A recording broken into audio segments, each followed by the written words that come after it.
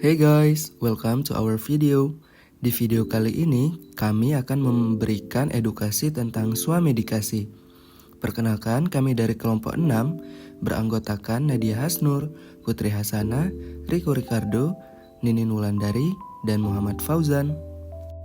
Apa itu swamedikasi? Swamedikasi atau yang lebih dikenal dengan pengobatan sendiri atau perawatan sendiri dilakukan oleh masyarakat terhadap keluhan penyakit ringan yang umum diderita dengan menggunakan obat-obat yang dijual bebas di pasaran atau obat keras yang bisa didapatkan tanpa resep dokter dan diserahkan oleh apoteker di apotik. Tujuan dari swamedikasi sendiri yaitu untuk meningkatkan kesehatan, pengobatan sakit ringan, pengobatan rutin penyakit kronis setelah perawatan dokter. Namun, kegiatan swamedikasi bukan asal dalam mengobati dan tidak semua obat dapat digunakan untuk swamedikasi. Penyakit apa saja yang dapat diobati dengan swamedikasi? Yang pertama ada demam, sakit kepala, gangguan pencernaan seperti mual, muntah, dan ma, batuk, diare, dan gatal-gatal. Berikut obat-obatan yang dapat digunakan untuk swamedikasi. Yang pertama ada OTC, merupakan obat yang boleh digunakan tanpa resep dokter, yang terdiri atas obat bebas dan bebas terbatas, misalnya paracetamol, antasida, vitamin.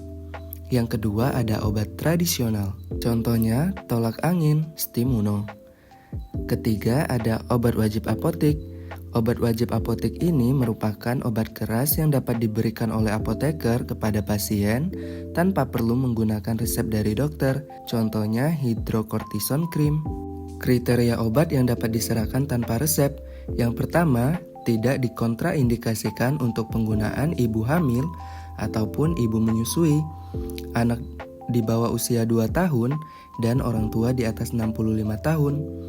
Yang kedua itu pengobatan sendiri dengan obat yang dimaksud tidak memberikan resiko pada kelanjutan penyakit.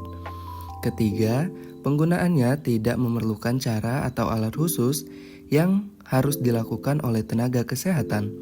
Keempat, penggunaannya diperlukan untuk penyakit yang prevalensinya tinggi di Indonesia.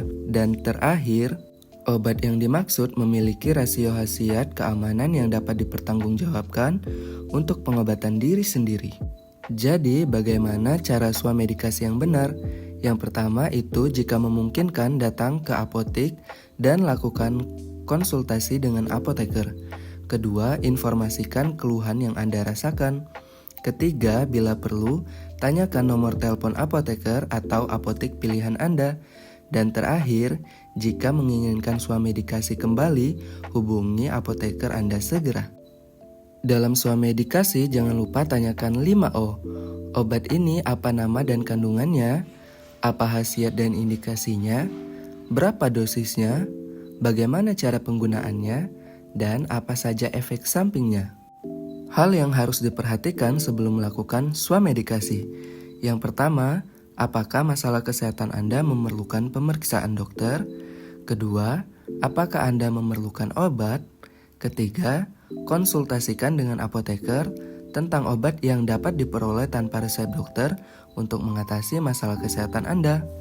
Baiklah, itu saja yang dapat kami sampaikan. Terima kasih.